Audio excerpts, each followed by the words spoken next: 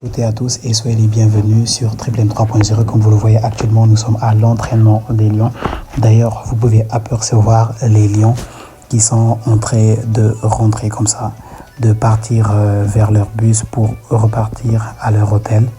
Voilà, on était à l'entraînement, on a assisté à un entraînement très intéressant. Et par rapport à cet entraînement, on peut vous donner le 11 probable que Pape Thiaw va aligner face au Soudan. D'accord. Et la première chose qu'il faudra noter, c'est que déjà Pape Thiaw a, malgré les absents, a réussi à concrétiser une liste, un groupe vraiment homogène. Il a réussi à faire venir de nouveaux joueurs comme Assane Diao, Ilaï Camara et autres. Il a réussi à faire aussi revenir des joueurs qui sont en pleine forme, qui ont déjà connu la tanière comme Moussa Ndiaye ou John Lopi. Maintenant, la première chose qu'il faudra noter déjà, c'est que Krépin Diatta, je vais commencer par Krépin Diatta, parce que Krépin a été convoqué comme un latéral, comme un milieu de terrain, autant pour moi.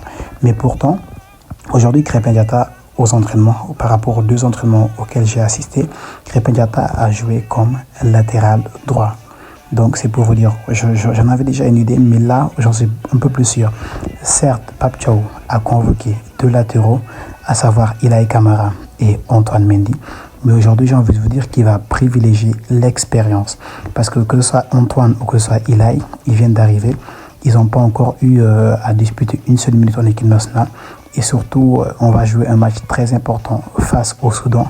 Et surtout, ce sera en Libye. Donc, j'ai envie de dire qu'il va privilégier l'expérience. Et c'est pour ça que je pense qu'en défense centrale, voilà ce que Pape Thiaw va mettre. Déjà dans les buts, logiquement, il y aura Edouard Mendy.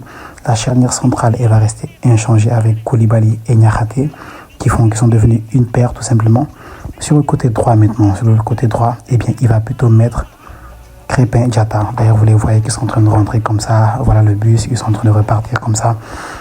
Donc, je disais qu'il va plutôt privilégier Krépin en latéral droit par rapport à son expérience. Et surtout que maintenant, avec son club de Monaco, il joue comme un latéral droit. Même si sur la liste, on l'a convoqué en tant que milieu de terrain. Sur le côté gauche aussi, je crois que Pape Thiaw va privilégier plutôt l'expérience de Abdou Diallo, qui lui aussi a déjà évolué en tant que latéral, que ce soit avec le Paris Saint-Germain ou avec Leipzig. Il y a Moussa Ndiaye, qui est un pur gaucher, un latéral pur. Mais par contre, je crois qu'il va plutôt privilégier l'expérience parce que c'est une rencontre très importante. Aujourd'hui, Pape Thiaw est dans l'obligation de remporter cette rencontre face au Soudan et de remporter la rencontre suivante aussi face au Togo. C'est pour ça qu'il va privilégier les joueurs qui sont un peu plus expérimentés. Au milieu de terrain, je pense que Pape Thiaw va aller sur un milieu de terrain avec Idrissa Gana Gueye en sentinelle, avec Pape Gueye et avec Lamine Camara. Je crois que c'est Pape Matar Sarr qui risque de perdre sa place au milieu de terrain. Il y a John Lopi aussi qui est là, mais je pense que vraiment il va plutôt aller sur ce milieu de terrain avec Lamine Camara, avec Pape Gueye et avec Idrissa Gana Gueye qui est en pleine forme. Maintenant, pour ce qui est de l'attaque aussi, c'est un peu plus clair, parce que je pense qu'il va rester sur une attaque avec Sadio Mané sur un côté, Ismaïla Sarr sur un côté. Là où j'avais un petit doute, c'était au niveau de l'avant-centre, quel allait être l'avant-centre. Mais au vu de ce que j'ai regardé par rapport à ce que j'ai vu, je pense qu'il va plutôt privilégier Boulaye Dia. Chérif Ndiaye est venu, mais il est venu avec des pépins physiques, donc il va plutôt privilégier Boulaye Dia. Et vous pouvez voir les forces de l'ordre qui sont en train de me taquiner derrière. Voilà, et le bus des Lions, les Lions qui sont en train de rejoindre leur hôtel.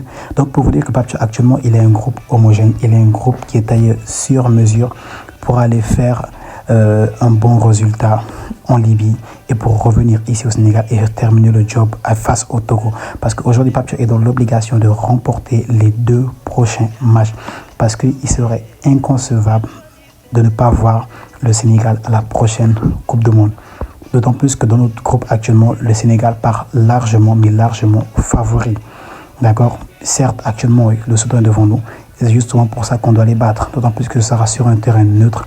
Donc, il y aura tout pour que Pape Thiaw puisse réussir ce challenge-là. Et après ça, les Lions vont revenir au Sénégal pour terminer le job face au Togo. Donc, en grosso modo, voilà la vidéo. En tout cas, c'est ce que je pensais, c'est ce que j'ai vu. Et je suis sûr à 80% que c'est ce que Pape Thiaw va aligner. Il n'y aura pas forcément de grands changements. Après, bien sûr, il y aura des joueurs comme Assane Diaye et autres qui pourront rentrer à tout moment dans cette partie-là. Mais je pense que c'est ça qu'il va mettre. Et les gars, dites-moi si la vidéo vous plaît, abonnez-vous et n'oubliez pas, on est ensemble avec la famille. Peace out.